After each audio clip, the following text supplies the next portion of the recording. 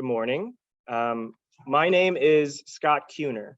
I am one of the directors for Adult Vacation, and hello everybody coming in via Zoom. Thank you. I am one of the directors of Adult Vacation. I am an alumni of Archbishop Malloy. I've been volunteering at Esopus for a long time, 18-ish years. I've been a director for a handful. I worked on the property for a couple years. It is a place that is very near and dear to my heart.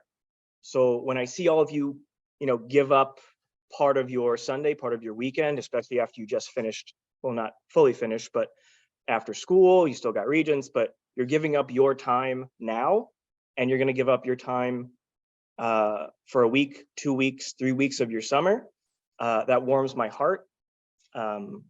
It's very powerful for me to know that you guys are willing to give your time and your energy and your love to something that's not necessarily for you, it's for others. It's very powerful. And I'm excited to welcome you to our community and the work that we do. You don't know yet, but you will know eventually how important it is and how valuable it is to the world that we live in. So again, my name is Scott. I'm going to introduce Molly and Kate, also very long time people at camp, and they're going to kick things off for us. So thank you guys. And Molly.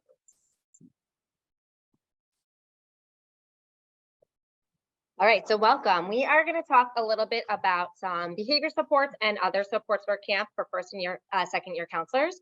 Again, I'm Molly. I'm Molly Joyce. I have been volunteering in Esopus since 2005 as a Malloy student at Malloy camps, and then 2008 I started special camps. I'm Kate O'Loughlin. I have been going to camp for this will be my 40th summer. Thank you. My one and only commitment in life. I also am a special ed curriculum coordinator at a program not far from here. And I have done just about every camp there is at some point. And I used to be the director for Kids One.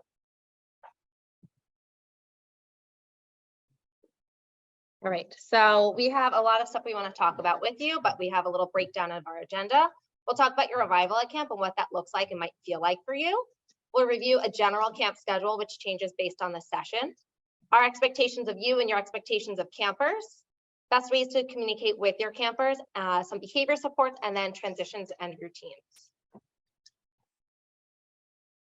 And before we even get started, I'd like to say to all of you, thank you. You'll hear this over and over again.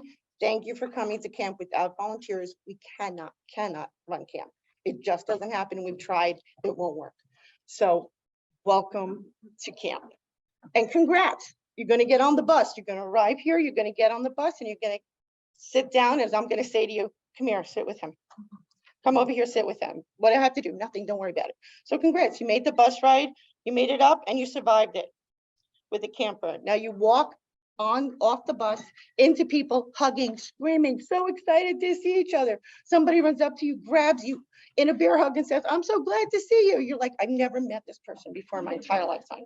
Who are they? Why are they touching me? Someone else says to you, do me a favor, just get all the luggage off and put it into the rec hall. Where's the rec hall? What's supposed to happen? Somebody else is standing there moaning and tapping your suitcase. You're like, what am I supposed to do? Someone else, another person comes up to you and says, hi, are you going to be John's counselor? Because I want to show you where his stuff is in the door.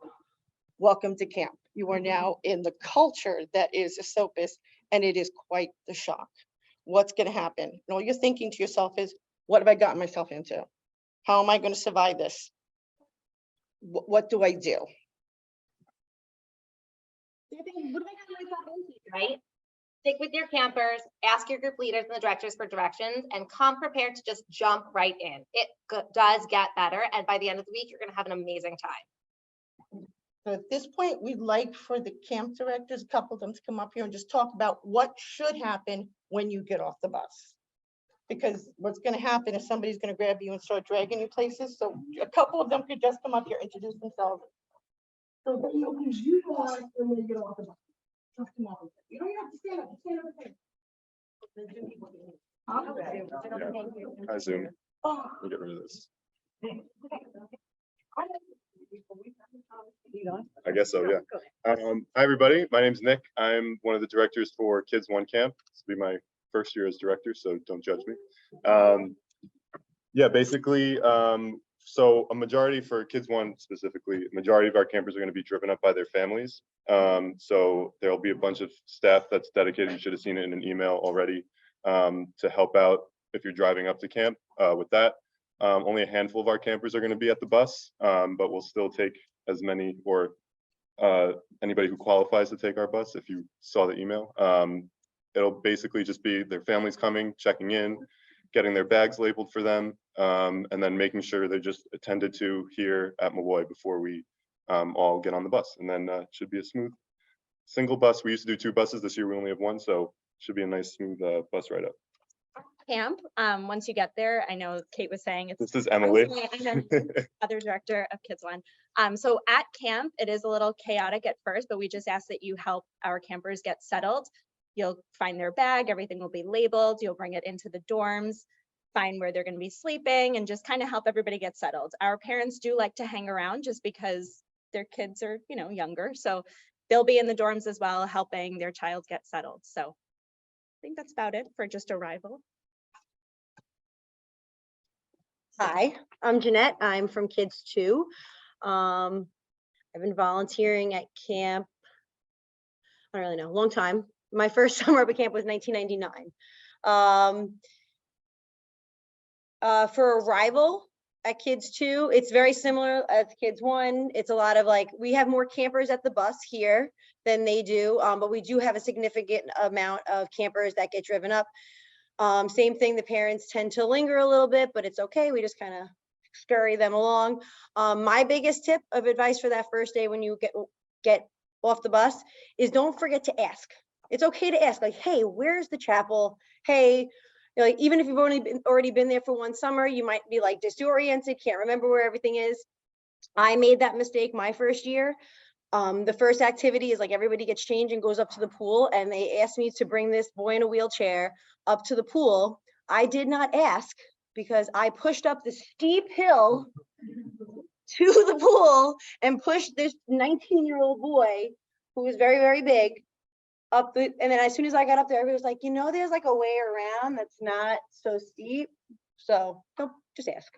Don't be afraid to ask, but just help. Baggage, just jump right in. When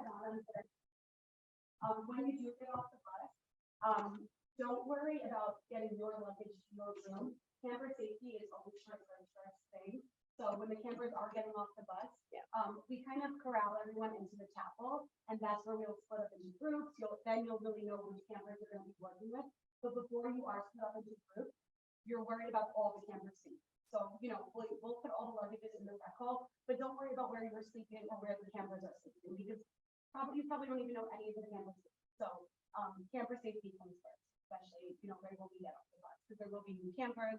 You guys are obviously all new, so camper safety is always first. All right, hey guys, I'm Shannon. I'm one of the directors of Young Adults, along with Anthony and Fonte. We have similar routines to both Kids 1 and Kids 2, but we do have 2 bus locations. So we have a Queens location here in Malloy, and then we have a location in Brooklyn where the majority of our campers are. Right now, there's 2 people who volunteered. Thank you, Kathleen and Raid. Like, we need, if you are able to get to Brooklyn, we would really appreciate having a couple more people on the bus there.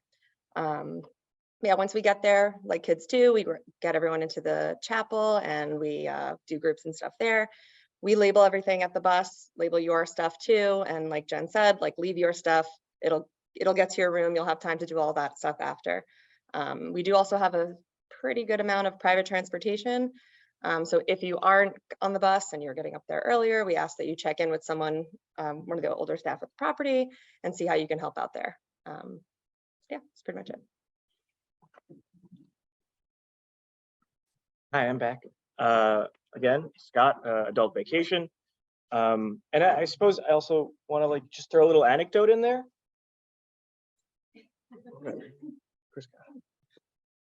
A little anecdote. When I first got to camp, they threw me on a bus and I sat next to Brian Hans. And Brian Hans had a little stuffed animal and he shoved the whole thing directly in his mouth. and I didn't know if he was gonna choke. And I was like, is he okay? And they're like, yeah, he's fine. It might have been Kate who said that. Yeah, he's fine. And he still comes to camp. He's fine. Last year, he broke it open and pieces of the fur were coming out while he was on. I learned to sew to try to repair some of Brian Hans's destroyed stuffed animals. But yeah, so drooling, really nervous. What's happening? I help him off the bus. I got drool on my hand. It's okay. I get to Esopus and I'm in the rec hall and I'm just stuck to the wall because I don't know what's happening and I don't want to do anything wrong and not sure. And it took me, they threw me on kitchen crew and it took me till maybe Thursday to like love it. But it takes a while to sort of acclimate, and it's okay if you feel nervous. I think that's what I want to convey. It's okay if you're nervous. It's gonna be okay.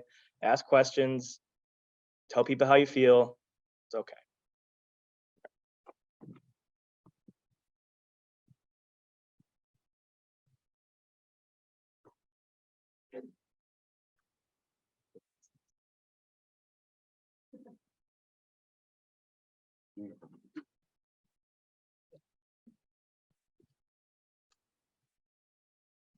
Right, so with that said, we want you to embrace camp culture. These are just some photos from years past. As you can see, we have a lot of fun. Our campers dress up for their talent show. We've had wrestlers come. Our campers have fun just like hanging out, laying down. And it's okay if your camper doesn't want to go to group activities. Like in the top corner, they're just hanging out with their counselor and that's okay. They're engaged. And just a reminder, this is new to you. Most of the campers you're gonna work with have been going for a really long time. They know what they want to do. They've waited all year long to get here and do this. But mostly what they waited all year long is to get here and hang out with you, to meet new people, to meet new friends. You're gonna be their bestie. They're literally gonna be like, this is my best friend. And you're gonna be like, but that's what they waited for. So I'm going to encourage you to open yourself up to that.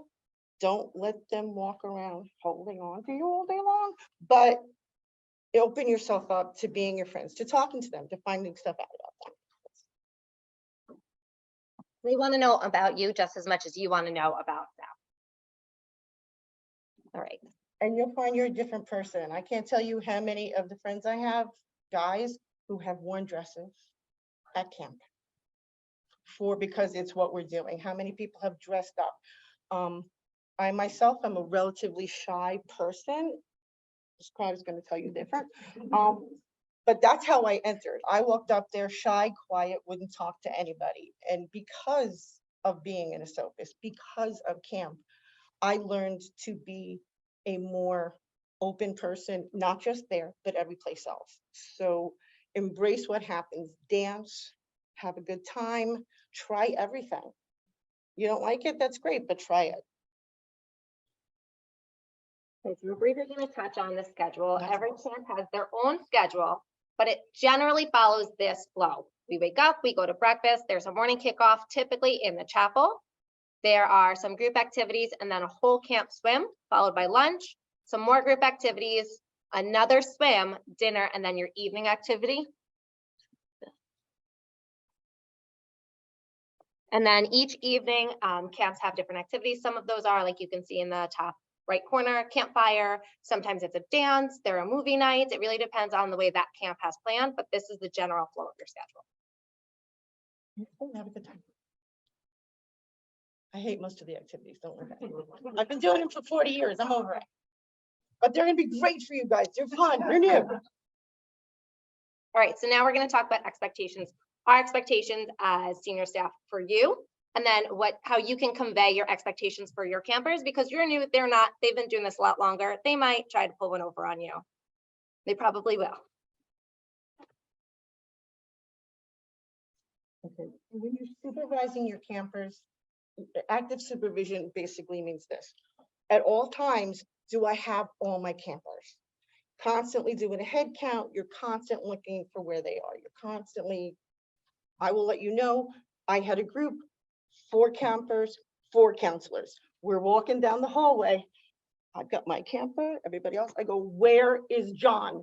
To his counselor, who literally was busy telling us a story. Where is John? Go get him. It's really not that hard, but that's the piece. It's easy to get wrapped up in what you're talking about and not realize that he's just slipped out to the gym or we left him behind. So try to always kind of have a head count when you're doing it. That really happened, by the way. So just a little more of a breakdown. Active supervision is you're proactive, right? You know where your campers are, you know what counselors with your campers, you're focusing on where they are, what they're doing. You are not reacting and being, oh my God, I lost my camper, I'm gonna run after them, right? You know where they are in advance. And you're not just sitting there watching them play, you are participating with them in whatever their activity is. It also makes it more fun for you if you're participating versus just watching. It makes it more fun for them.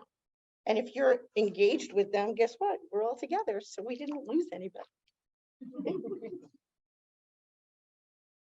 This is all you. Yeah, so just some things to think about. Your group leader and you can plan ahead, make sure everyone has the same plan in mind.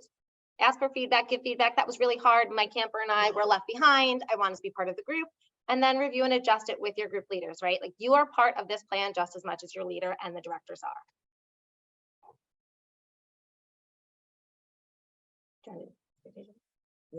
So this is the biggest piece about expectations. The campers need to know what's happening, what's coming next. They'll ask you constantly, well, what's our schedule for today? So they really need to know what is happening. You'll start to figure out that there are certain activities they just don't want to go to. If it's active, there's about 12 campers, I can tell you right now. If it's kickball, they're not going. They're really not that into doing active stuff. There are ways to kind of get them to do it, bring them down, but you really need to kind of have backup plans for what we can do, how we can do it, and have some contingency plans for what you're going to do. So if we know they don't want to go to kickball or they're not really happy with the gym, let's see if we can bring something and we'll try it first. And if you don't like it, then we can do coloring and we can do that in the gym. But have very clear expectations about what's going to happen. And the visual schedule really does help. I don't know what we're going to do in terms of having this stuff available, but we will try as much as possible to have visuals available for you guys to grab, use, and put something together. This is just a quick and easy prompting when necessary. So prompting is just another way to say help your campers to help them be engaged in that activity. There are different types of prompts. You can physically prompt and help your camper and say, okay, we're going to move on. This is where we're going, right? You can tell them like, okay, we're going to go to the pool next. You can show them how to complete an art and craft activity.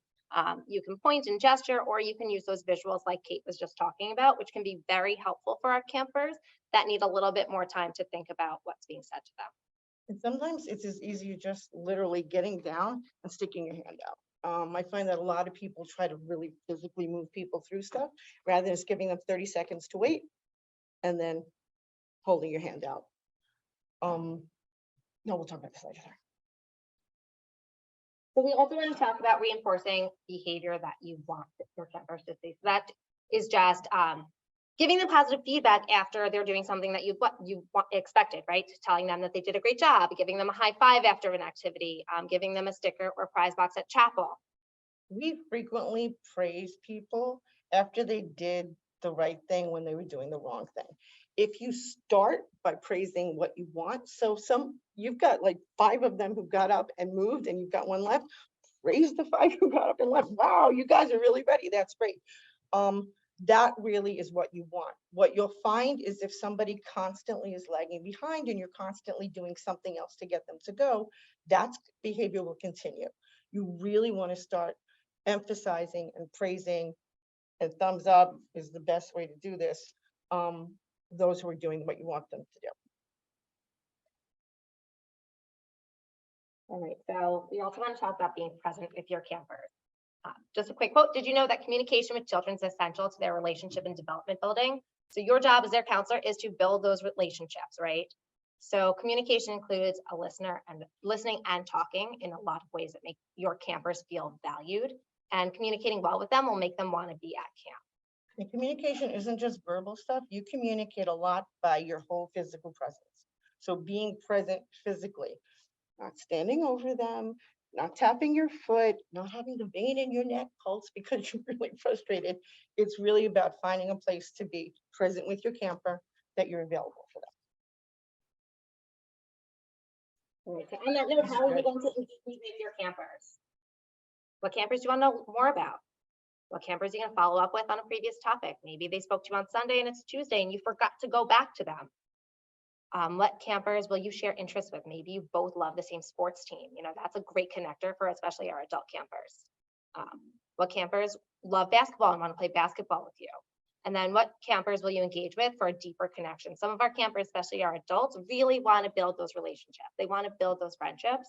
And if you open yourself up to that, they are going to be super receptive to you because they want a relationship with their counselors. And I am going to challenge all of you. So I've been there a long time. So I know a lot of people, but there's a lot of people I don't know. What I do see a lot is that, especially during meal times, people will go and sit with their friends. I challenge you to go sit with campers that you don't know or campers that you haven't talked to and just have a meal with them and chat with them and find out more about them. Because that's kind of how you expand out. And it means a lot to them when you go out of your way to kind of just spend a moment with them and work on your communication. All right, so we're going to talk about modeling and being a really active participant in your groups. Well, when it's pool time, go in the pool. It's a pet peeve of mine. People frequently won't go in the pool with their camper. They don't come to the pool ready to go in the pool. You should come to the pool ready to go in the pool. If you want your camper to not splash people, then don't splash people. It is a big piece where we see counselors kind of being silly with each other, and then a camper tries to do it and the camper gets in trouble. So really think about what you're modeling for your campers in terms of your behavior at the pool. We'll go over the rules and all those other stuff at the pool when you're up there, but a lot of our campers, especially at the adult camp and the young adult camp, they can swim. They're pretty independent in the pool. So they're really looking for somebody who's gonna play games with them in the pool. They're looking for people who are gonna be in there with them so they're not by themselves in the pool, because they're really looking to have a good time and they love playing, you know, bouncing that ball back and forth for about an hour, but they love it, and including other people in that game with them. Again, and outside activities, you want to monitor their behavior. You want to make sure that they have the equipment that they need to be able to engage in those activities, right? So you're participating just as much as your camper is. You're assisting in making sure that they are having a good time, but also reinforcing, saying like, wow, you did such a great job passing that ball to your friend, right? You're helping with setup, and some campers really want to set up with you. Distributing materials, collecting materials and storage. That's all stuff that you are going to model, and some campers again will help you do that. They love cleaning up, they love helping, they love it. But also when there's like I go back to kickball and dodgeball and all those other activities. I'm not very athletic, I don't love them, but I do them at camp. I don't do them anyplace else in my life. Let me be clear, everybody knows. But I do them at camp because I'm modeling for my campers. I'm showing them how to figure it out.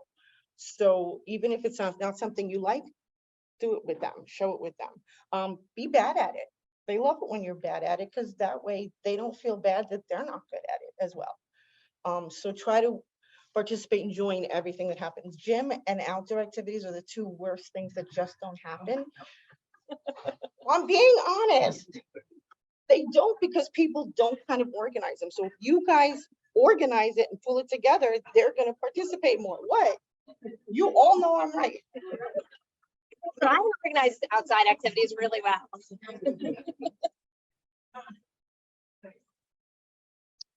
We also have different activities inside, like music, arts and crafts, and special activities. You want to be doing those activities with your campers. You are, again, reinforcing those behaviors. You're going to hear us say that a lot. Reinforce those positive behaviors. You'll help set up. You'll put materials out. You're going to join them. As you can see, these counselors are clearly having a fantastic time with their campers and like stepping out of their comfort zone. And also, your campers are going to struggle with wanting things to look a certain way and asking you to do it. Try as much as possible to encourage them to do it. And do it for them. Yeah, or say, I'll do mine, you do yours, and then we'll switch. I'll take yours, you can take mine. But try to get them as much as possible to do it and to try it, because there's a lot they can do. They just really have a lot of a self-defeatist attitude sometimes about not being able to do it. And often they need ideas to start them off. They kind of can't figure something out. Like, we'll say, hey, what superhero do you want to be? And they're like, I don't know. So they need ideas, they need thoughts to start them off. And once you start that conversation, then they really can come up with it, but they need starters. So try to be creative about that. We support your participating along with your campers. You're making sure they understand the activities, the rules, the procedures. They know what is supposed to be done so they can get that art activity completed. Answer some questions that they might have. Provide emotional support if they're feeling really defeatist and they don't think that they're doing a good job. Provide them with that feedback. Wow, I love where you placed that triangle. It looks great in your art project. And then again, assist with positive behaviors. Boundaries. Oh, okay. So we talked earlier about how you're going to get off the bus and somebody's going to come over and hug you, and then they're going to want to do this for the rest of the week. Or they're really going to want to walk around with you like this for the rest of the week. So part of what you need to do, they're also going to tell you you're their girlfriend or their boyfriend, and then they're going to like flirt with you every time they see you. So we're going to try to encourage you to set some boundaries about that. And it can be simple enough as be like one and done. We had one hug today, we're finished, that's enough hugs for today. You can do high fives, thumbs up, fist pounds. And it's okay. The affection part is not a terrible thing. They just perceive it differently. I mean, I had someone who basically told everyone I was his wife for years. For years. It was a nightmare. Stopped going to camp because he would lock himself in the bathroom because he would only talk to his wife. I was like, this is a problem. But there's a piece of having to set those boundaries because they don't quite understand. You were nice to them, you gave them a hug, you were helpful to them, and suddenly now you're their best friend and you're dating. So you kind of have to say to them, I'm friends with everybody, you know, give me a high five. But that I'm your counselor, I'm everyone's counselor, and I'm everyone's friends here. That, you know, most of you can get away with saying I'm far too young to date. Honestly, it's the best thing to say to them. My parents tell me I'm not allowed to date, I'm far too young. You'll probably say this Sunday, but you should say it Monday, Tuesday, Wednesday. It's not a one and done for you either, right? Like you have to reiterate this over and over again because boundaries are important for you and for your camper. So if it's Tuesday and the same camper's coming up to you, remind them like, hey, one and done, one hug, that's it for the day, right? Just keep repeating yourself and that is okay. You might feel like a broken record, but they need that repetition. Do you have anything you want to add to this? Yeah, this I feel very strongly about. I think it's also important, like, you know, we feel like you're very capable of doing this. If this is something that you've tried and you're not sure it's getting through and you're having difficulty, get your group leader, bring somebody else in. Tell a director if you're really having a difficult time here. And we can, you know, help slide in and make sure that becomes clear for the camper who might have difficulty understanding what you're trying to say. All right, so now we're going to move into communicating with our campers. Communication includes a communicator and a listener, and you'll play both of those roles with your camper at various times. Okay, so you're going to get up to camp and there will be people who can verbally tell you exactly what's going on. There are people who don't and don't have any verbal communication. They'll gesture and point. There are some people who will show up with devices. They generally often don't work, or you have to figure out how to use them. I will let you know that a device is generally for a person to communicate. It is their voice. It's not for us to communicate with them, although occasionally the pictures do help to cue them. Some people really communicate through their behavior. Some people have sign language and their sign is not always the sign that you know. So there are a lot of people who have developed their own signs and they don't come with the sign notebook. So a sign that we know means juice isn't really juice. So there is that piece of figuring it out. It's a lot to figure out and it's hard. And the best way of figuring that out is during the week or trying to find someone who knows that camper. Yeah, the communication piece is really, really, really hard. Unfrequently, what the communication is what you get is refusal, dragging you somewhere. I had one camper who used to take off at a shot running every time. And people will try to stop him, like, don't stop him, he'll bite you. He's going somewhere because he doesn't have a way to tell me what he wants to do. So that's the part you're gonna have to figure out during the week when you're there. And just to jump in on this, if you're struggling, you have group leaders that know these campers, you have directors that know these campers. The expectation is not that you're on your own. You have a lot of senior staff that can support you in figuring out these devices, communicating with your campers. Use your resources because they're there for you. Okay, so we also want to make sure that you're present when you're communicating with your campers, right? You're paying attention to nonverbal cues. You're using visuals if you need to. We'll have schedules for you. We'll have visuals of places out of property. Ask questions to clarify. If you're not sure, you can ask your camper, say it again, show me, what do you mean? And then wait it out, right? The expectation for your camper to be able to process all that information immediately is not necessarily going to happen. If you're asking them questions or you want to communicate with them, give them a couple seconds. 30 to 40 seconds feels really long for us, but it's really valid for our campers. Okay, so what you don't say can also be just as important as what you do say. If you're spending all your time talking to your friend, you're another counselor, basically what your camper says doesn't contain value. So try to limit your personal conversations. Don't talk about the campers in front of them. Even though they may not be able to tell you something, they do understand what you're saying, and they clearly understand that you're talking about them. And try to include them as much as, if you're having a conversation about somebody who had a rough day, try to include them in the conversation and say, let's talk about what happened today, even if you're talking to somebody else about what to do about it. Because they do understand, and they can be part of how we come up with a plan that's going to be helpful for them. And a lot of times something funny will have happened and you'll say it in front of your camper and they'll be embarrassed. So be aware of telling stories like that, because sometimes they're like very embarrassed that something happened that we thought was cute and funny, and then they get very upset. So just try to be aware of that if you can. And to highlight, your campers understand the tone of your voice when you're speaking in front of and with them, right? So just be mindful, if you're frustrated, they'll get that. They'll hear that frustration in your tone. If you're really excited, they'll also understand that too, and that might amp them up and they might get very excited. So when you're speaking in front of and to your campers, just be mindful of how you're saying things. And then what are you communicating? When you're talking to your friend and not with your camper, how does that make your camper feel?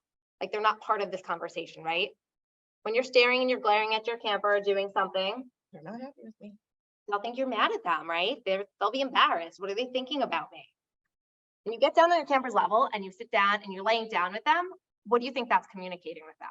That you want to be part of this conversation and you want to be with them. And then when you smirk or laugh at something that they're saying, it can go both ways. They might be like, oh, they think I'm funny, let me keep going. Or they might get embarrassed. So just be really careful of what you're communicating with your words, your actions, and your body language. Behavior. The giant topic I could spend 4 weeks on. So behaviors, everyone has behavior. We all have behaviors. You should go through this. So behavior is just It's your almost action and your words, right? So everything that you're saying and you're doing is behavior. It's not a good behavior, bad behavior. It's just your actions and words are your behavior. It's something you can see and it's something that you can measure. And it is the way that we are all communicating with the world around us. So that's really important when we're thinking about behavior in a larger context. And for our campers, it is probably the primary way they communicate. Okay, so why do behaviors happen? The first one is escape. So to get away from a person, an activity, or a space. So if a camper doesn't want to go to the pool and they start walking the other way, they're communicating with you, I don't want to go to the pool. That's not a place I want to be. Or they lie on the bed, or they refuse to put their clothes on. Attention. So looking for attention from someone. It can be positive or negative.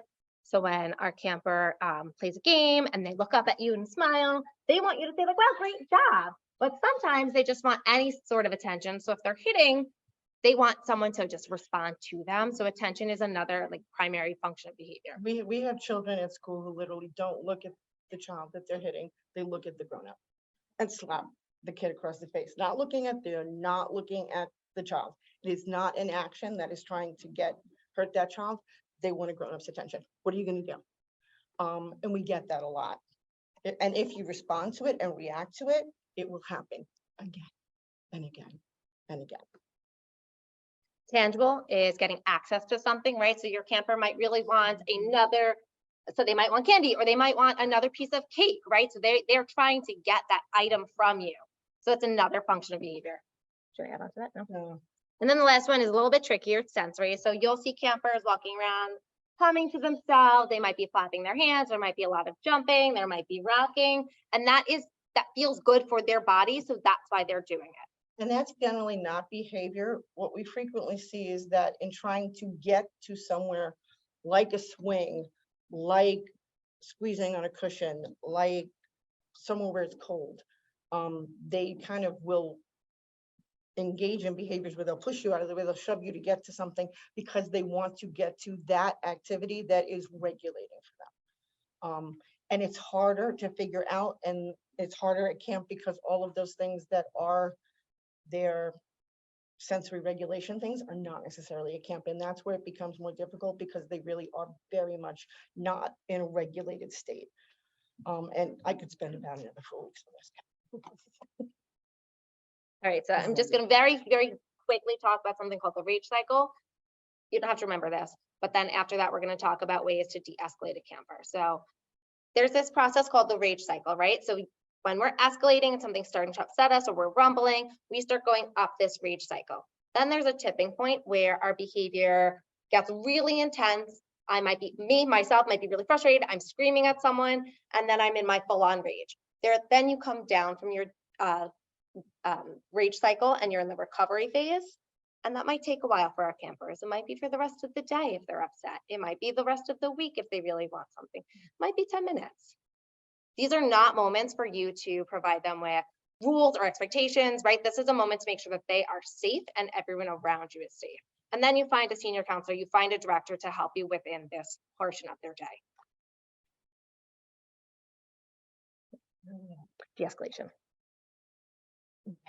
So she talked about the rage cycle and the tipping point. If someone is starting to get to that point, you don't want to try to do something that is going to push that tipping point over.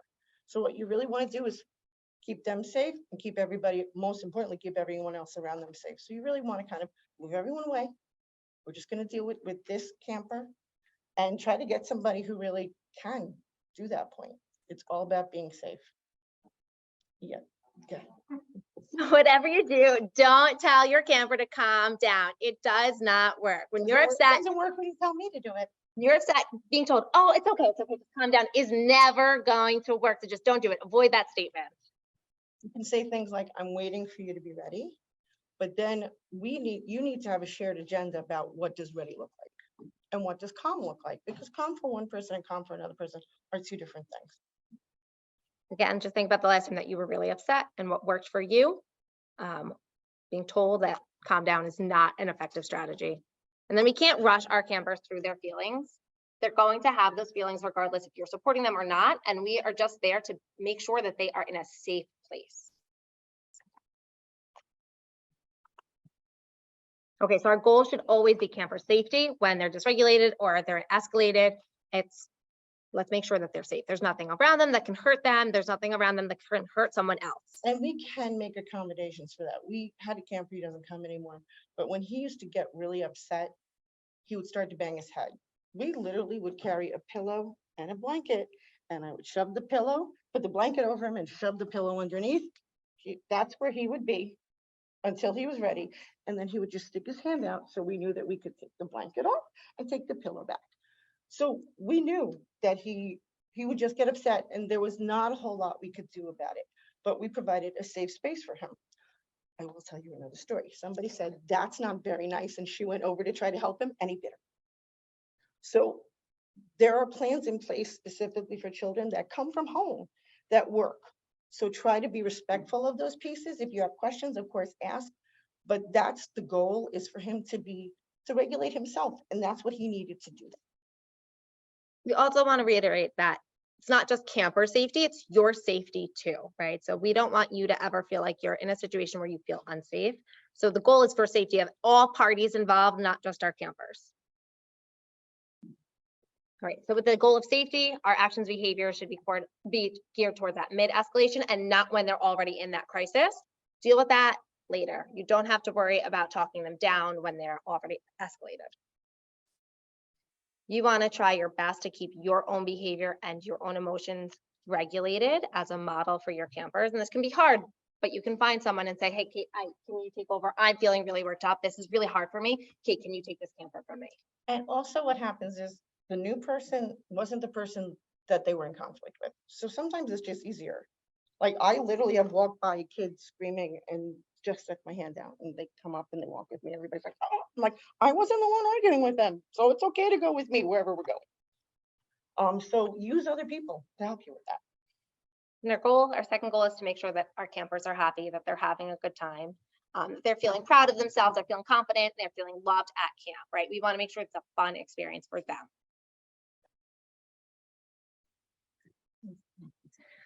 All right, so we have some strategies we're going to talk about with you. There's a lot. We're going to talk about positive phrasing, control choice, priming, visuals, first then, schedules, and sensory regulation. There's a lot. It's a lot.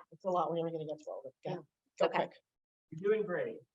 Thanks. This one's super important, right? So our goal is not to tell our campers, don't run, right? That's not effective. All they hear is that word run and they're going to start running more. So we can tell our campers, walk or walk next to me, right? That's giving them a clear expectation of what you want them to do. Tell them what you want them to do, not what you don't want them to do. Because when I hear don't run, all I heard was run. When I heard don't yell, yell. So the don't part doesn't factor in. Just say quiet voices. You can use visual gestures for those pieces. Walking. If they can't walk next to you, you can be like, I'm gonna do this in order to keep you where you have to be. If they can't walk, you can say, I'm waiting till you're ready to walk. Are you ready to walk? Get ready. Does anyone need a break? Because I realize this has been a long time. Do you need a Matthew needs a We break? got them for another 15 minutes. Keep Okay. All right, so briefly, we're going to talk about priming, and that's just telling your campers what's happening next, right? Oh, it's breakfast time. After breakfast, we're going to chapel, and then we're going to the pool. So they have an idea, this expectation of what's going to happen. It gives them time to think about it and then be able to remember, first we had breakfast, next we're going to chapel, and then we're going to the pool. They love the schedule. I used to write it on my legs. So we could over here. They love it. So in priming, you want to define what you want them to do. Again, this is all about like using positive phrasing. Talk about their schedule and the expectations, and then you can use that like, wow, I'm looking forward to tonight's activity, right? I can't wait for the campfire. Get them excited by you showing your excitement. You can use timers, they're really helpful. You can use, with permission from each group of directors, there are timers on your phone that you can use. I can bring timers up that are like these little kitchen timers to just provide you with that support for your camper. Okay, 5 more minutes, and then we have to move on to our next activity. It can be as simple as saying, I'm going to count to 5, 10, 15. And when I get to that number, we're going to be finished. It becomes not subjective, but an objective amount of time that we're going to be finished. Not even going to go over this slide. There's a lot of visuals. We'll go over that. It's a lot. Using first then language is really helpful with our campers. Again, these resources will be provided for you for specific campers from your directors and from Kate and I. It just gives your camper a general idea of what they have to do and then what's that fun part right afterwards. Schedules, we're going to talk about those at camp. Just You'll going. have them, and if you feel you think visuals are going to be helpful for your camper, then just let your group leader or the camp directors know, and we'll figure out a way to get them. It can be as simple as taking pictures and just printing them out. We've done that previously where we made a schedule, took pictures of all the activities for the day and made a schedule and just put them together. And it's so simple to print out on a piece of paper. Also, some of your campers can read, so you can write it on a piece of paper really quickly. This is what we're doing. We're doing wake up and then breakfast, and we're going to play. You know, just write it out for them so they have that expectation already in place. This is something I find super important, control choice. Letting your camper have that decision-making power, but also knowing that your expectation is going to be met because there's somewhere you have to be something you have to do. Providing choice is not asking if you want to go to the pool. It's different types of questions. People will regularly say, are you ready for pool? The answer to that 50% of the time could be no. So you can say something I'm like, not going. do you want to walk to the pool with Kate or do you want to walk to the pool with Molly, right? So you have those Don't walk choices. near the pool. You have your choice on who you want to go with, but we're walking to the pool. Do you want to play in the sprinkler pad? Do you want to play in the pool? There are choices. Do you want to bring, you know, markers up to the pool, or do you want to bring the radio up to the pool? Like, there are options that can happen, but we're going to the pool. I think that's the biggest piece, is that people, in an effort to be very, very nice, use the interrogative constantly, the questions.